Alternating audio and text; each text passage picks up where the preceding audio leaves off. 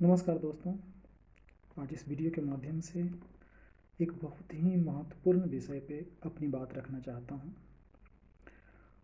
और ये जो विषय है, आज की परिस्थितियाँ, आज के जो परिदृश्य हैं, इसको ध्यान में रखकर लिया गया है।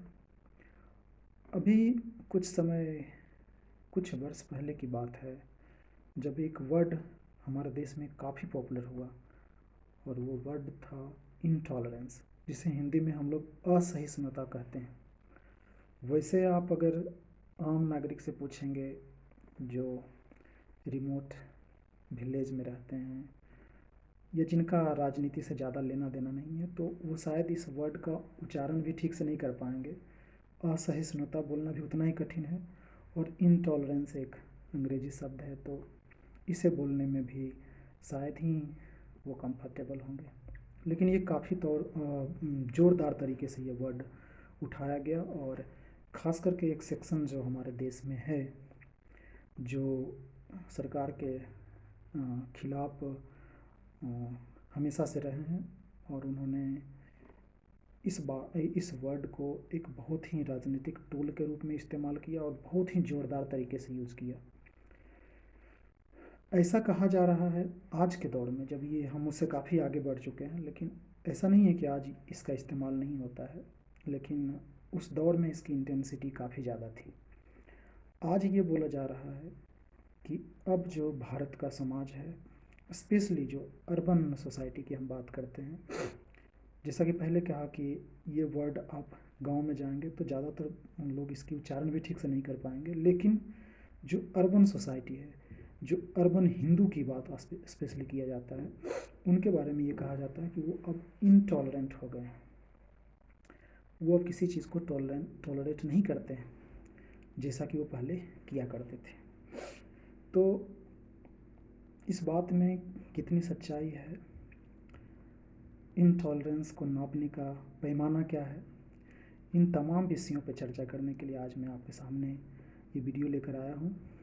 तो सबसे पहले हम तमाम तरह के जो धर्म हैं हमारे देश में, जो धार्मिक संप्रदाय हैं, उनके बारे में बात करेंगे। उसके बाद देखेंगे कि भारत का हिंदू समाज और स्पेशली जो शहरी हिंदू समाज है वो इनटॉलरेंट है या नहीं। और जो भी डिस्कशन मैं करने जा रहा हूँ ये टोटली फैक्ट बेस्ड है, और इसमें किसी तरह का राजनीतिक आप कह सकते हैं कि इसमें कोई हम झुकाव नहीं रखते हैं किसी राजनीतिक पार्टी के विचारधारा से, और ना ही किसी के साथ हमारा कोई मतभेद है। तो उस लिहाज से इस बात को फैक्चुअल बेसिस पे रखते हैं और समझने की कोशिश करते हैं कि आखिर इस बात में कितनी सच्चाई है। देश में इनटॉलरेंस, स्पेशली जो हिंदू हैं, शहरी हिंदुओं में इनटॉलरेंस कितना बढ़ा है और उसकी वस्तु स्थिति क्या है। तो सबसे पहले हम इस देश में जो मुख्यतः 4 धर्म के लोग रहते हैं, हिंदू, मुस्लिम, सिख और ईसाई, तो इन सभी धर्मों का हम एक बारी बारी से अध्ययन करते हैं कि इनटॉलरेंस का अगर हम एक यार्डस्टिक लेते हैं, एक पैमाना लेते हैं, तो कौन सा धर्म कहाँ पे खरे पाए जाते हैं। सबसे पहले हम लेते हैं एग्जाम्पल इस्लाम का। इस्लाम में अगर आप उनके धर्म के ऊपर कोई टिप्पणी करते हैं, उनके जो जो भगवान हैं, जिनको भगवान मानते हैं, अल्लाह मानते हैं या पैगंबर मानते हैं, आप उनके ऊपर कोई टिप्पणी करेंगे तो वहाँ से किस तरीके का रिएक्शन आएगा। ये बात बहुत समझने की ज़रूरत है कि इनटॉलरेंस का अगर पैमाना हम ये लेके चलते हैं कि किसी के धर्म के ऊपर आप अगर अटैक करते हैं तो वहाँ से रिएक्शन कैसा आता है। तो आप अगर इस्लाम की बात करते हैं तो इस्लाम में अगर आपने उनके धर्म के बारे में कुछ बोल दिया तो उनको इतना ज़्यादा एक्सेप्टेबल नहीं है। धर्म के ऊपर किसी प्रकार की आप टिप्पणी करेंगे तो वो इस चीज़ को बर्दाश्त नहीं करेंगे। It means there is absolute intolerance there in Islam. Absolute intolerance मतलब वो इस बात में थोड़ी सी भी बिलीव नहीं करते कि हमारे धर्म के ऊपर कोई भी व्यक्ति, इवन उनके धर्म का भी, उनके धर्म के ऊपर, उनके धार्मिक विचारों के ऊपर, उनके धर्म के जो पैगंबर हैं या उनके जो गॉड हैं उनके ऊपर किसी प्रकार की कोई बात की जाए जो कि उनके इंटरेस्ट में ना हो, उनके बिलीफ के खिलाफ जाता हो। वैसे केस में अगर आपने स्टेटमेंट दे दिया तो हो सकता है आप सड़क पे चलते जा रहे हैं तो कोई व्यक्ति आके आपका गला भी काट सकता है। और ऐसे इंसिडेंट आज ऐसा नहीं कि मैं भड़काने के लिए या किसी तरह का फॉल्स प्रोपेगेंडा फैलाने के लिए कर रहा हूँ। ये बिल्कुल फैक्ट है कि आपके ऊपर अटैक इंडिविजुअल भी हो सकता है, कलेक्टिव तो होना ही होना है।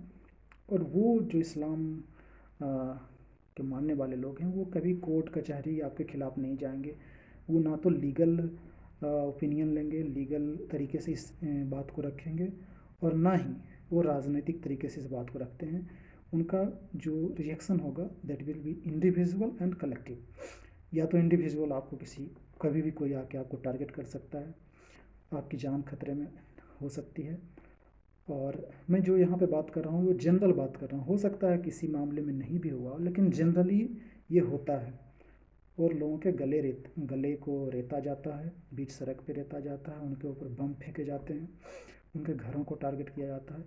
और हद तो तब होती है कि वैसे शख्स को वो देश छोड़कर जाना पड़ता है, वो समाज को छोड़कर जाना पड़ता है। और इसके एक नहीं कई उदाहरण हैं।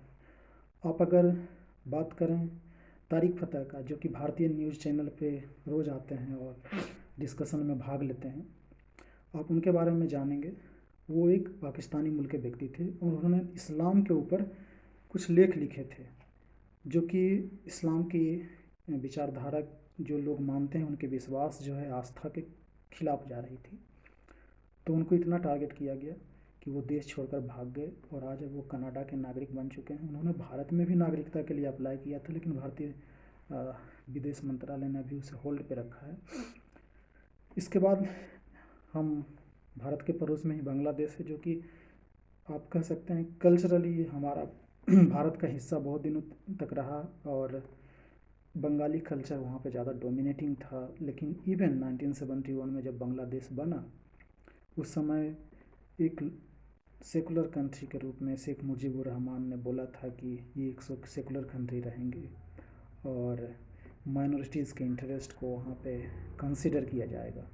लेकिन कुछ दिनों के बाद ही 1975 में वहाँ पे जियाउल हक जो कि जनरल थे, उनकी सरकार आती है और वो इस्लामिक स्टेट उसको डिक्लेयर करते हैं। वहाँ पे एक बहुत ही मशहूर उपन्यासकार जिनका नाम है तस्लीमा नसरीन, उन्होंने एक उपन्यास लिखा था लज्जा, जिसके ऊपर काफ़ी विवाद हुआ और कहीं ना कहीं इस्लामिक जो एक रेडिकलाइजेशन है उसके ऊपर उन्होंने प्रहार किया था, जिसकी वजह से उनको देश छोड़ना पड़ा और आज वो भारत में रह रही है। शायद वो नहीं छोड़ते तो उनके साथ कुछ भी हो सकता था।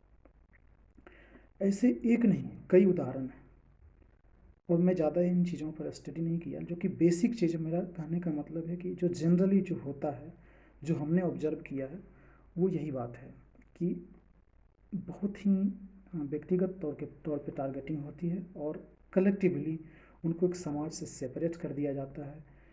इतना ज़्यादा इंटॉलरेंस है कि आप सोच भी नहीं सकते कि आप अगर इवन माफ़ी भी मांग लेते हैं तब भी आपके ऊपर अटैक होगा। और इस चीज़ में तनिक भी देरी नहीं होगी कि आपको या सोचने का वक्त आपको नहीं मिलेगा कि आप अगर थोड़े टाइम ले लेंगे तो चीज़ें ठीक हो जाएगी। ऐसा बिल्कुल नहीं होगा। Once you have given statement you will be targeted. That is the last motto of Islamic people. और ये रियलिटी है और इसके हज़ारों एग्जाम्पल इस दुनिया में भरे पड़े हैं। अब आते हैं भारत की जो दूसरी सबसे बड़ी मिनॉरिटी है वो क्रिश्चियन है। कुछ लोग सोचते होंगे कि हिंदू मुस्लिम सिख ईसाई है तो सिखों की आबादी ज़्यादा होगी। जी नहीं, भारत में जो इस्लाम के बाद मुस्लिम के बाद जो सबसे अधिक आबादी है वो क्रिश्चियन की है, उसके बाद सिख का नंबर आता है। तो क्रिश्चियन की बात करते हैं। क्रिश्चियनिटी में भी आप अगर उनके धर्म के ऊपर कुछ बात करते हैं, उनके धार्मिक बिलीफ को अगर आप चैलेंज करते हैं तो आपके ऊपर उतना ही रिएक्शन होगा जितना कि इस्लाम में होता। लेकिन यहाँ पे तरीका थोड़ा आपको आपके खिलाफ जो यूज़ किया जाएगा वो थोड़े डिफरेंट हो सकते हैं। ऐसा बिल्कुल नहीं हो सकता कि आप रोड पे चल रहे हैं और आपका गला रेत दिया जाएगा, ऐसा नहीं होगा। लेकिन वो क्या करेंगे, आपको कलेक्टिवली टारगेट करेंगे। एक तरह से तमाम तरह के बहुत इंटेलेक्चुअल लोग हैं, और इस्लाम के बाद इस्लाम से भी ज़्यादा उनकी संख्या है इस दुनिया में, और ज़्यादातर डेवलप्ड कंट्रीज़ हैं उनकी। तो वो अपनी बात को बहुत ही पुरजोर तरीके से रखेंगे, इंटेलेक्चुअली रखेंगे, कई तरह के फैक्ट्स लाएंगे, और आपको एक तरह से एलिनिएट करने का कोशिश किया जाएगा। आपके ऊपर लीगल एक्शन भी ले सकते हैं, जो कि मोस्ट इम्पोर्टेंट यहाँ पे। इस्लाम में ऐसी बातों पे वो बिलीव ही नहीं करते कि ठीक है, बंदे ने अगर कोई स्टेटमेंट दी है तो उसके खिलाफ हम लीगल एक्शन ले सकते हैं।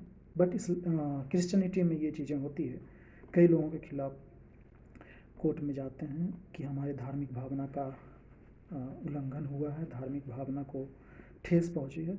उस लिहाज से आपके ऊपर वो लीगली भी आपको टारगेट करेंगे और कलेक्टिवली भी टारगेट करेंगे।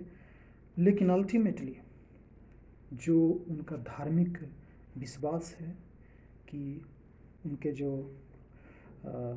जीसस क्रिस्ट थे वो यहाँ पे जन्म लिया तो लिया, इसमें कोई किसी तरह की कोई वो नहीं है कि आप उसको चैलेंज कर सकते हैं। और अगर आपने चैलेंज किया then you will be targeted, and there is intolerance there also in Christianity, there is no doubt in that. अब इसके बाद जो तीसरी हम कह सकते हैं कि माइनॉरिटी है, वो है सिख। सिखों में आप उनके धार्मिक बिलीफ को लेकर कई तरह के जोक्स आप देखते हैं, संता बनता और तमाम तरह की बातें हैं जो कि उनके धर्म से रिलेटेड ही होती है। ज़्यादातर उनको सिखों को एक सिंबॉलिक तौर पे टारगेट किया जाता है। कई तरह के हज़ारों लाखों जोक्स रोज़ बनते हैं। उस चीज़ को वो बहुत ही अच्छे से एक्सेप्ट कर लेंगे, उसमें उनकी कोई दिक्कत नहीं है। लेकिन आप उनके अगर गुरुओं पे अटैक करेंगे, उनके जैसा कि हम जानते हैं कि 10 गुरु थे, और इसके बाद भी कई सारे उनके गुरु थे जो कि उन 10 की संख्या में नहीं आते हैं, लेकिन वो भी बहुत इम्पोर्टेंट थे सिख धर्म में। और सिख धर्म का जो उदय होता है वो हिंदू धर्म की जो बुराइयां हैं, और यहाँ पे जो स्पेशली जो कास्टिज्म है, इसको काउंटर करने के लिए एक नया धर्म का उदय होता है। और उस धर्म को बनाने वाले भी वही लोग थे जो कि हिंदू समाज के लोग थे। तो उनकी गुरुओं की एक परंपरा रही है, और गुरुओं के खिलाफ अगर कुछ बोलेंगे तो आपके ऊपर तमाम सिख समुदाय निश्चित तौर पे आपको रिएक्ट करेगा। वो भी आपके खिलाफ लीगल एक्शन भी ले सकते हैं।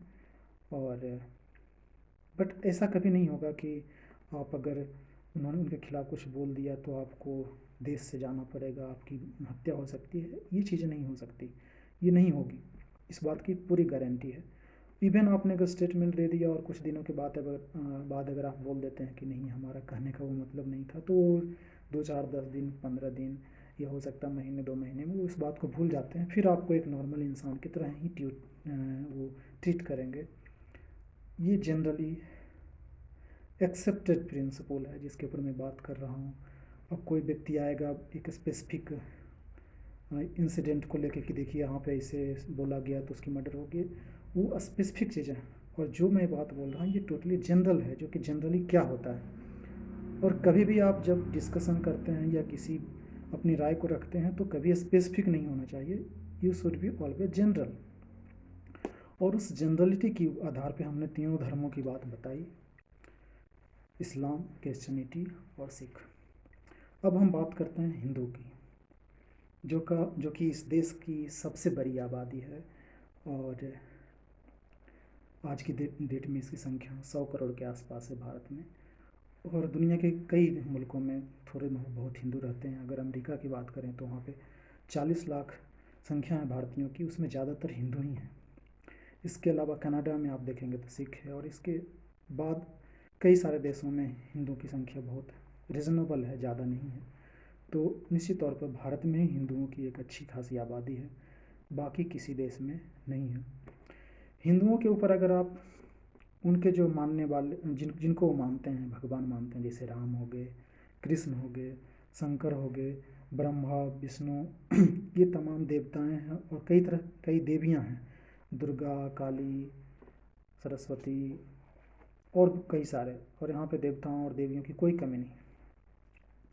लेकिन जो जनरली जो ज़्यादा बड़ा हिंदू समाज है वो इन्हीं 3-4 देवियों का और 3-4 देवताओं की पूजा करते हैं। और अगर आप राम के ऊपर कोई अटैक करते हैं, फॉर एग्ज़ाम्पल आप राम को बोलते हैं कि उन्होंने अपनी पत्नी को छोड़ दिया इसलिए वो अपनी पत्नी को प्यार नहीं करते थे, ऐसे कई तरह के अटैक होते रहते हैं। राम काल्पनिक थे, संसद में बोला गया। राम का जन्म अयोध्या में नहीं हुआ था, राम का ऐसा कोई प्रूफ ही नहीं है कि वो जन्म लिए थे। ये सिर्फ एक किताब लिख दी गई जिसके आधार पे पूरे हिंदू जो है उस किताब के हीरो को भगवान मानने लगे हैं, ऐसा विचार दिया जाता है।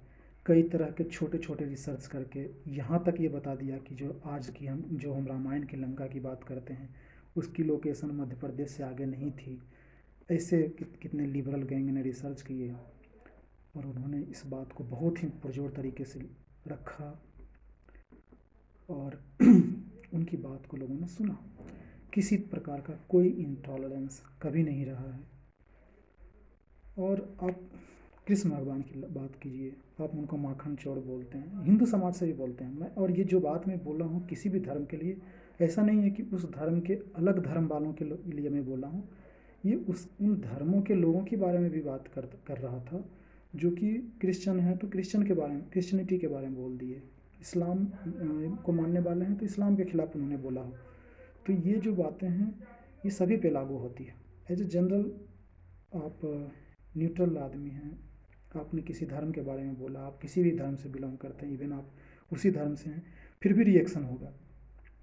तो यहाँ पे हिंदुओं में कई तरह की विचारधाराएँ हैं जो कि हमेशा डिमीन करने की कोशिश की जाती है। कृष्ण भगवान को रणछोड़, या कई बार उनको ये बोला जाता है कि उन्होंने महाभारत करवा दी, या महाभारत में उन्होंने किसी को चीट किया, लड़वा के मरवा दिया, तक तमाम तरह की बातें। और उससे भी इम्पोर्टेंट चीज़ जो उनके बारे में कहा जाता है कि वो बहुत बड़े अय्यास थे। राधा के साथ प्रेम की जो कथाएं हैं उसको लफुआ की श्रेणी से जोड़ा जाता है। ये आप मान लीजिए कि हिंदुओं के बारे में आप कुछ भी बोलेंगे तो आपको कोई रिएक्शन होने वाला नहीं। हो सकता है कुछ लोग हैं जो कि आवाज़ उठा देते हैं, लेकिन उनकी आवाज़ को कौन सुनता है। ठीक है, कहीं पे समारोह में बोला, कहीं 10 लोगों के बीच में बोला, लेकिन उनके बात को इतनी तवज्जो नहीं दी जाती है। लेकिन ये जो वास्तु स्थिति में बताया, ये आज से लगभग 7-8 साल पहले की। और मुझे ये कहने में बिल्कुल गुरेज नहीं है कि प्रधानमंत्री मोदी जब सरकार में आए उसके पहले की बात बताई, और उसके बाद जो है सिचुएशन चेंज होता है। हालांकि जब अटल बिहारी वाजपेयी की भी सरकार थी तो, और उसके पहले भी हिंदुत्व को मानने वाले लोग इस बात पे हमेशा आपत्ति जताते थे कि यहाँ पे सेलेक्टिव टारगेट किया जाता है हिंदुओं को। लेकिन उसके खिलाफ में इतनी आवाज़ें उठ जाती थी कि वो चुप हो जाता था, वो अपनी बात को आगे नहीं बढ़ा पाते थे। उस समय भी ऐसी बातें हुई थी, लेकिन जो मुख्य तौर पे जो एक बहुत ही पुरजोर तरीके से जो बात उठी वो मोदी सरकार के आने के बाद। और इसका ये रीज़न नहीं है कि मोदी सरकार आ गई इसलिए ये बात ज़्यादा पुरजोर तरीके से उठी। इसका जो उससे भी बड़ा कारण ये है कि आज का जो ये सोशल मीडिया का दौर है, इसने लोगों को एक आवाज़ दे दिया है। आज अगर हम ये बात आपके सामने कर रहे हैं तो हो सकता है इसको कई सारे लोग देख लेंगे, लेकिन पहले अगर ये मैं बात करता तो अपने दोस्तों के साथ करता, और वो दोस्त कहीं ना कहीं वो ठीक है बहुत पढ़ा लिखा है, फिर भी इस बात को वो एक्सेप्ट नहीं करेगा, क्योंकि उसने तो शुरू से यही पढ़ाई की है कि हिंदू धर्म में बहुत बुराइयाँ हैं, सती प्रथा है, बाल विवाह है। कभी उसने ट्रिपल तलाक, हलाला, या क्रिश्चियनिटी में प्रोटेस्टेंट और कैथोलिक के बीच कितनी बड़ी मैसेकर हुई और कैसे कत्लेआम किया गया, इस बात के बारे में कभी पढ़ा ही नहीं। तो उनको तो बस यही लगता है जो पढ़ाया गया उसके हिसाब से वो जज करते हैं। तो ऐसे में अगर किसी के पास फैक्ट्स भी है, लेकिन अगर रिटन जो डॉक्यूमेंट है, जो एकेडमिक्स है, उसमें अगर उसकी जगह नहीं है तो उस बात को लोग नहीं मानते थे पहले।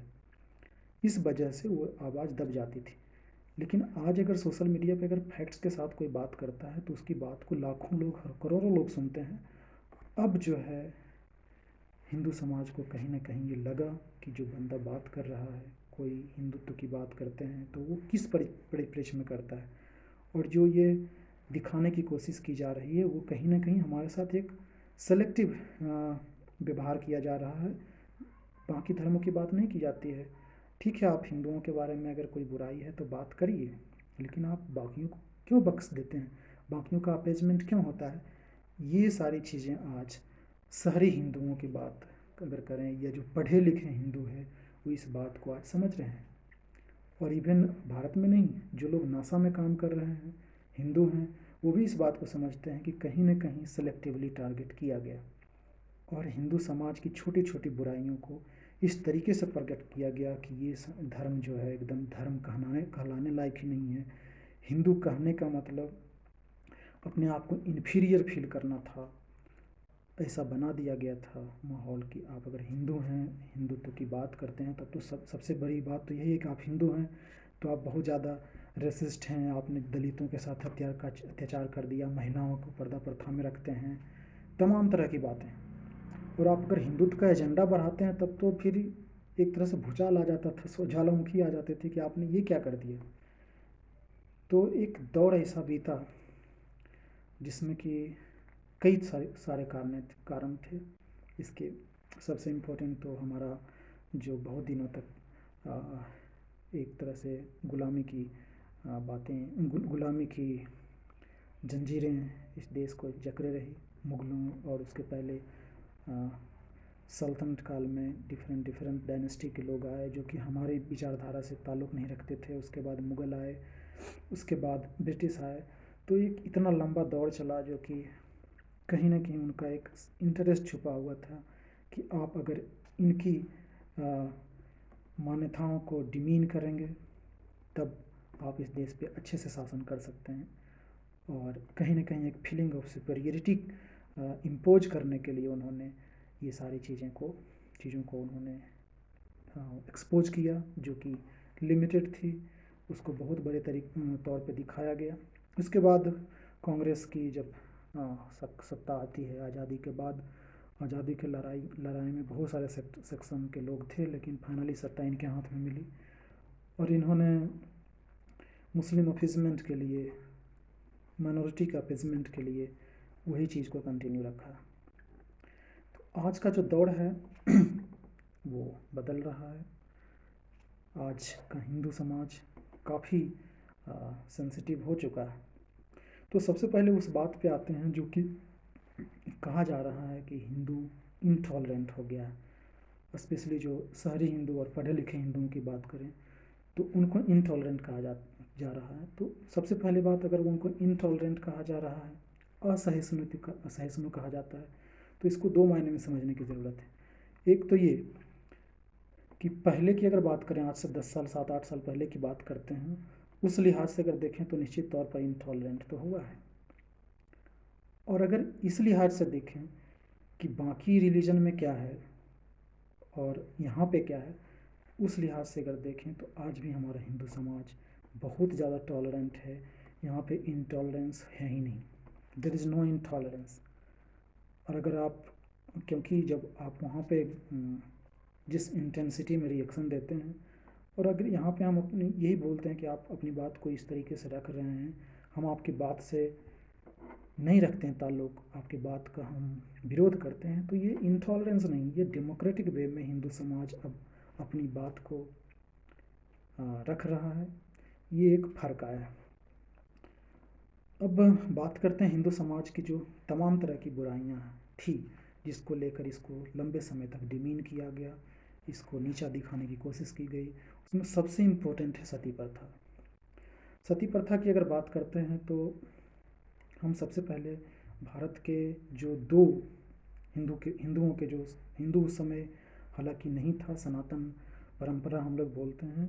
ये हिंदू शब्द जो है ये विदेशियों ने दिया है। ये पारसी लोगों ने हमें हिंदू कह के संबोधित किया था। सिंधु नदी के उस पार रहने वाले जो भी लोग हैं उनके तरफ से, वेस्ट से वो आते थे, और सिंधु नदी के इधर ईस्ट में रहने वाले तमाम लोगों को ये हिंदू कहते थे। और वो नदी के नाम से ही इंडस रिवर वो बोलते थे। इंडस से इंडिया भी हुआ और फिर यहाँ पे रहने वाले लोगों को इंडू, और इंडू से हिंदू, और हिंदू से फिर Hindustan, this all the name they have given. तो जो सनातन धर्म की जो दो बड़ी ग्रंथ हैं, रामायण और महाभारत में, आप देखेंगे कि महाराज दशरथ जी मर गए थे जब राम जी गए थे वनवास। उनकी पत्नी ने उनके साथ कोई सती नहीं लिया था। जब इवन राम भगवान वापस भी लौटते हैं तब भी वो उनकी तीनों माताएं अवेलेबल रहती है। तो ये कहना, उसके बाद महाभारत की भी बात करते हैं तो कुंती के जो पति थे पांडु, उनका भी देहांत हो चुका था, वो पीलिया रोग से ग्रस्त थे।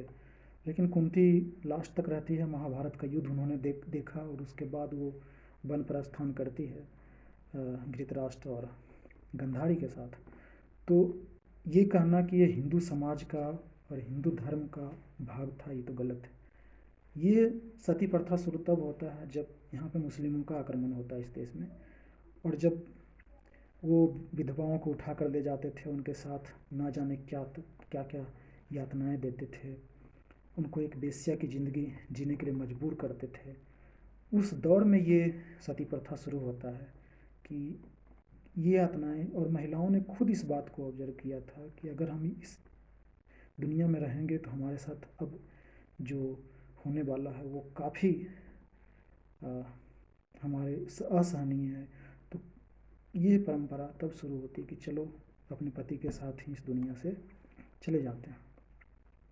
हालांकि सती प्रथा का जो ये दौर शुरू हुआ उसको कोई भी व्यक्ति सही नहीं मान सकता।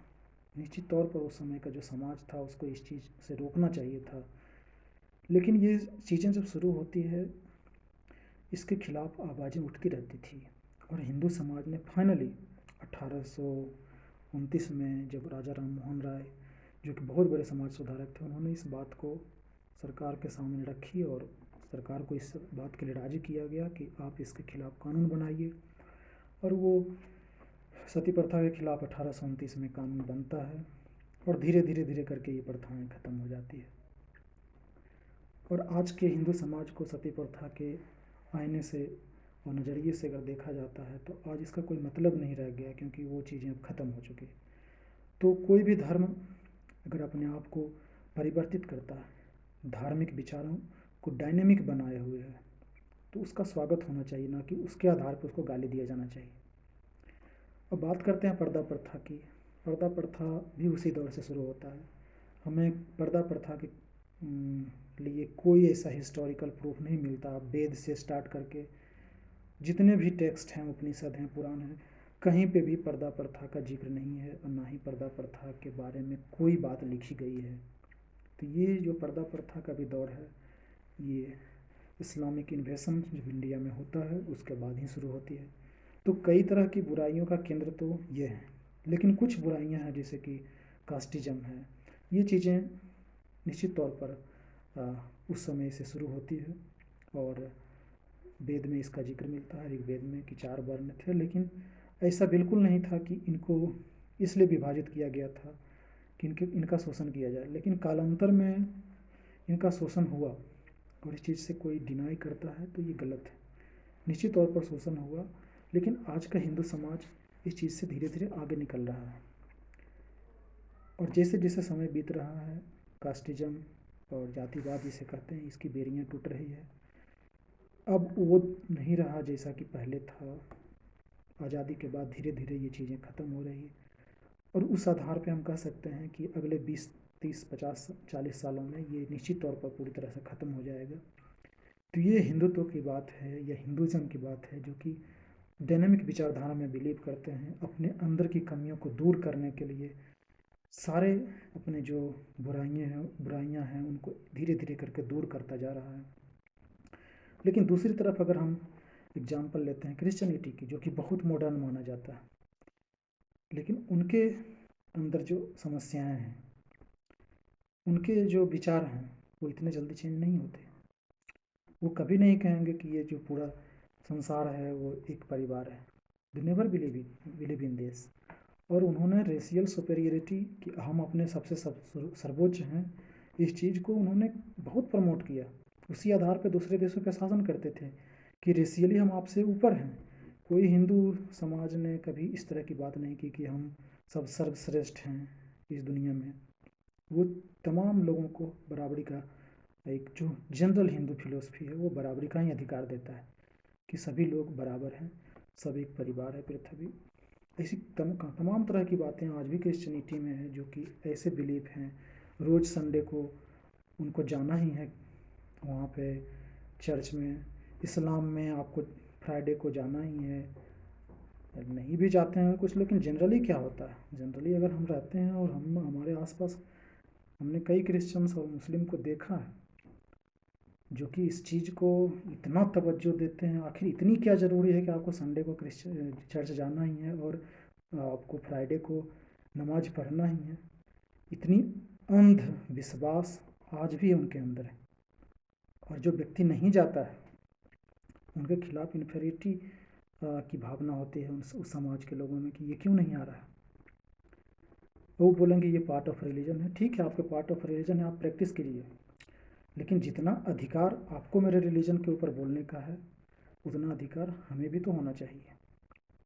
और जब हम उनके ऊपर आवाज़ उठाते हैं तो बोलता है कि ये हिंदुत्व का एजेंट है, आरएसएस, बीजेपी और तमाम तरह की कई तरह की अंधभक्ति और मोदी भक्ति की संज्ञा दी जाती है।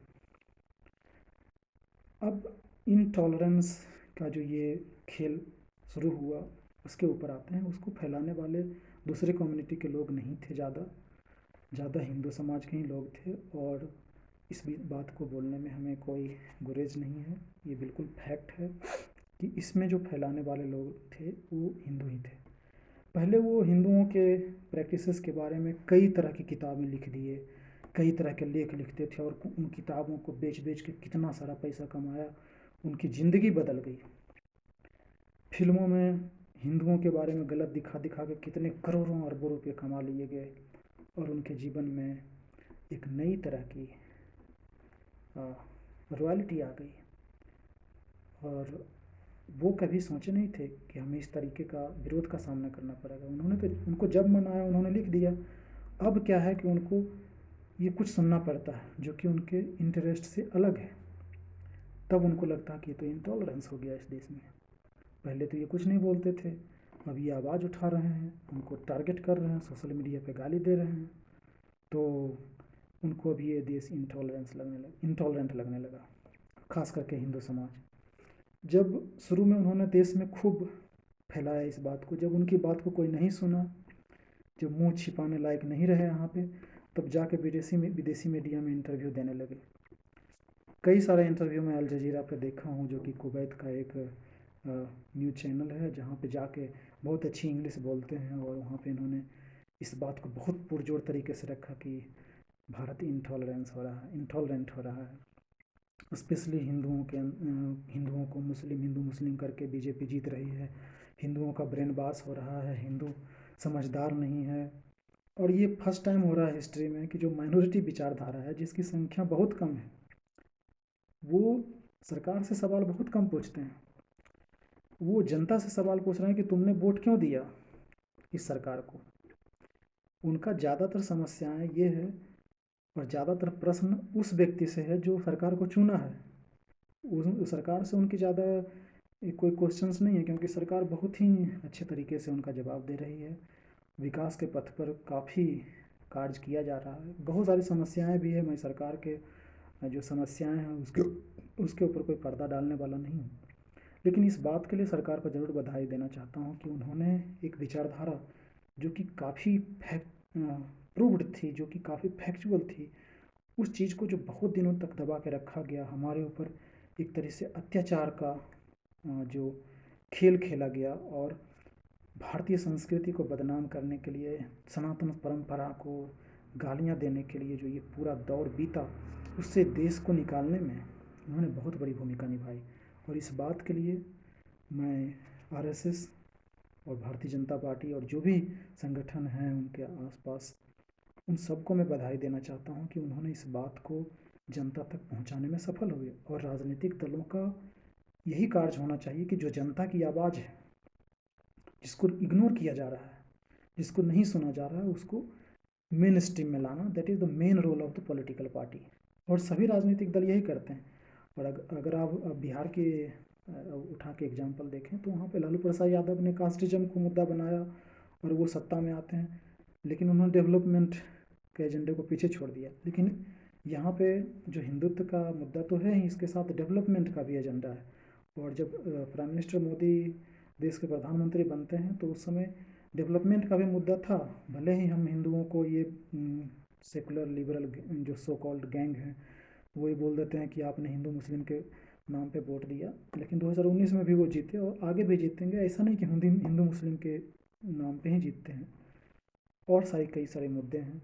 और हिंदू इतना ज़्यादा भी अंधभक्त नहीं है जैसा कि बाकी धर्मों के लोग हैं, कि ठीक है धर्म का अगर कोई प्रोपेगेंडा फैला रहा है तो उसको ही वोट देते हैं, बाकी इश्यूज़ को छोड़ देते हैं।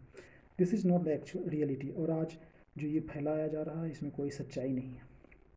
तो वो तमाम लोग जो ये बात कहकर निकल जाते थे बड़े आराम से, बहुत चौड़े सीने करके सती प्रथा और बाल विवाह विधवा विवाह पे लंबे लंबे लेक्चर दे देते थे, और उनका कोई विरोध नहीं होता था, तो वो तो आज सोचेंगे ही कि इस देश में इंटॉलरेंस हो गया। लेकिन इंटॉलरेंस एक सेलेक्टिव नज़रिए से देखा गया। कभी भी इस्लाम में जो इतनी गंदी गंदी प्रथाएं हैं, चाहे ट्रिपल तलाक का हो, चाहे हलाला का हो, इनके ऊपर कभी प्रकाश नहीं डाला गया।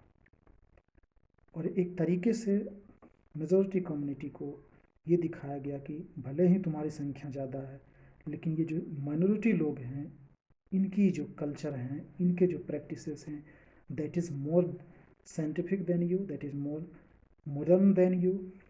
ये चीज़ें दिमाग में भर दी गई। आज से अगर 10 साल पहले आप किसी आईएएस एस्पिरेंट से बात करते, मुझे सौभाग्य प्राप्त हुआ है, मेरे जब मैं लॉज में रहा करता था तो कुछ लोग आईएएस की प्रिपरेशन करके आते थे दिल्ली से। उनके पास अगर मैं ये बात बोलता था कि मोदी ने अच्छा कार्य किया है, गुजरात में भूकंप आने के बाद जो वहाँ डिस्ट्रक्शन हुआ था तो मोदी को प्रधानमंत्री होना चाहिए, तो वो बहुत बड़े बड़े लेक्चर देते थे। और इवन मोदी को आप लाएं ना लाएं ये जनता डिसाइड करेगी, लेकिन जब भारतीय समाज की कुरीतियों के ऊपर बात होती थी तो निश्चित तौर पर बाल विवाह, सती प्रथा, विधवा विवाह, इन्हीं पर उनका लेख लिखा जाता था और उनके स्टडी होती थी और उसी को लिखकर पास भी होते थे। लेकिन जो 20 करोड़ इस देश में आबादी है मुसलमानों की, 30 करोड़ हाँ आज की डेट में हो गया, उस समय 20 करोड़ भी था जब 2010 2009-10 की बात करता हूँ। संख्याएं कम थी, अब बहुत तेज़ी से बढ़ रही है। वो एक अलग सब्जेक्ट है। जब पॉपुलेशन कंट्रोल की बात आती थी तो जनरलाइज कर दिया जाता था तो कि अच्छा ये पॉपुलेशन इंक्रीज हो रहा है, लेकिन कभी इस नज़रिए से नहीं देखा गया कि हिंदुओं की संख्या तो इसलिए उतनी तेज़ी से नहीं बढ़ रही है जितनी मुसलमानों की बढ़ रही है। लेकिन जब कुरीतियों की बात आती थी तब जनरलाइज तरीके से नहीं देखा जाता था, तब स्पेसिफिक तरीके से देखा जाता था कि ये हिंदू में ही कुरीतियाँ हैं। और मुझे अगर आज किसी व्यक्ति से बात करने का मौका मिलेगा तो इस बात को मैं ज़रूर जिक्र करूँगा कि आपने उस समय जब स्टडी किया तो जो सारे धर्मों के बारे में जब पढ़ते थे, क्योंकि भारत सिर्फ हिंदुओं का देश तो नहीं है, तो आपने उस चीज़ पर क्यों फोकस नहीं किया और एग्ज़ाम भी पास कर गए और आईएएस भी बन गए, आईपीएस बन गए। कहीं ना कहीं ये आपके इंटेलेक्चुअलिटी पे क्वेश्चन मार्क है। अब इस वीडियो के आखिरी में बस यही बोलना चाहता हूँ कि अभी तक जो हुआ है उस चीज़ को एक्सेप्ट किया गया और एक्सेप्ट होता रहा। आगे भी ऐसा कुछ नहीं होने वाला है कि हिंदू समाज वायलेंट होने वाला है, गला रेतने वाला है या किसी को देश छोड़ने के लिए मजबूर करने वाला है। ऐसा बिल्कुल नहीं होगा। ये हिंदू संस्कृति या सनातन संस्कृति ऐसी है कि यहाँ पे जो भी लोग हैं अपनी बात को बनाने के लिए कभी इन्होंने बल प्रयोग नहीं किया। इवन हिंदू समाज से ही निकला हुआ बौद्ध, जैन, इनके कई सारे देशों में शाखाएं फैली और कई सारे देशों ने बौद्ध धर्म को बहुत ही वेलकम किया। आज भी श्रीलंका, कंबोडिया, वियतनाम, मलेशिया, तमाम तरह के आसियान कंट्रीज में भी और चाइना, जापान में बौद्ध बुद्धिज़्म का जो प्रचार हुआ उन्होंने कभी बल प्रयोग करके उन्होंने उनको बौद्ध नहीं बनाया। उन्होंने उनको ये कह सकते हैं कि उनके दिलों को जीता। उनके हृदय में अपनी जगह बनाई और अपनी बात को बहुत ही शालीनता से रखा, और इसके बावजूद इतने सारे देशों में बुद्धिज़्म को फैला दिया गया। हालांकि बुद्धिज़्म का भी जो शुरुआत होती है वो हिंदू धर्म के कुरीतियों के खिलाफ ही होती है, लेकिन आज हिंदू समाज पूरा बुद्धिज़्म को, जैनिज़्म को वेलकम करता है, सिख धर्म को वेलकम करता है। लेकिन जब बात इवन क्रिश्चियन को भी, हम मॉडर्निटी के उनके आइडियाज़ को बहुत अच्छे तरीके से ग्रैस्प करते हैं, उनके पर्वों फेस्टिवल को एंजॉय करते हैं, और उनसे हमारी आज की डेट में कोई शिकवा शिकायत नहीं है। लेकिन जो रेडिकल इस्लामिक फोर्सेस हैं, जिनके दिमाग में ये भरा हुआ है कि हमको ये भारत देश को इस्लामिक स्टेट बना देना है, बाकी देश को बना देंगे, जिन्होंने बल पर प्रयोग करके लोगों का गला रेत करके उनको धर्म कन्वर्जन करा दिया गया, उनको देश छोड़ने के लिए मजबूर करा दिया गया। अब बांग्लादेश में देखिए, 1941 में बांग्लादेश में टोटल 28% हिंदू थे, आज उनकी संख्या 8.4 है। वो 2011 का डाटा बता रहा हूँ, और अब अगर 2021 का डाटा आएगा, ये 3-4% से ज़्यादा नहीं होने वाला। और अभी रिसेंटली जो दुर्गाष्टमी का दिन हुआ, आप देखिए, लेकिन लोग जो हैं कंपेयर कर देंगे कि अच्छा, भारत में भी तो किसी व्यक्ति को मार दिया गया, पहलू खान को मार दिया, तगड़े अंसारी को, तो यहाँ भी तो वही हो गया। मतलब वो इक्विवेलेंट दिखा देते हैं। तालिबान में जो इतना बड़ा मैसेकर होता है, उसको भारत के हिंदू समाज से जोड़ दिया जाता है कि यहाँ तो हिंदुओं में भी तो उसी तरह की तालिबानी सोच है। तो ये जो जनरलाइज करने वाले लोग हैं, ये बहुत जल्द एक्सपोज करने वाले हैं। हिंदुत्व एक बहुत सुनियोजित ढंग से अच्छे विचारधारा को फैलाने में सफल हो रहा है, और इनकी ये सबसे बड़ी समस्या है। और मैं बताता हूँ दोस्तों, अगर ये विचारधारा जिस तरीके से आगे बढ़ रही है, और जितनी इसमें पोटेंशियल है, और जितनी इसकी विशेषताएं हैं, अगर ये आगे बढ़ता रहा तो 2-4 देश तो छोड़िए, पूरे दुनिया में हिंदुत्व को लेकर एक लोगों का एक जो विचार है, बहुत ही बदलने वाला है।